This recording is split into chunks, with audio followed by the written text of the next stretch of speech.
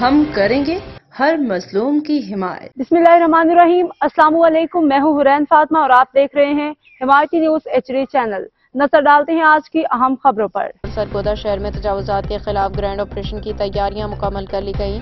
Sargodha division Jahanzeb آبان اور regional police officer doctor Shahzad Asif Khan کی زیر صدارت تجاوزات کے خاتمے بارے جائزہ اجلاس منعقد ہوا۔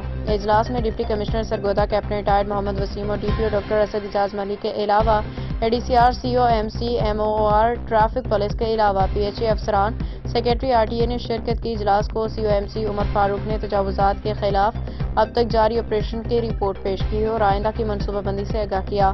انہوں نے بتایا کہ اندرون بازاروں خوشاب روڈ کو ریڑی فری بنانے کے لیے 2 مزید ماڈل ریڑی بازار بنانے کا فیصلہ کیا گیا ہے۔ اب تک کے لیے اتنا ہی۔ مزید خبروں اور اپڈیٹ سے باخبر رہنے کے لیے دیکھتے رہیں حمایتی نیوز HD چینل۔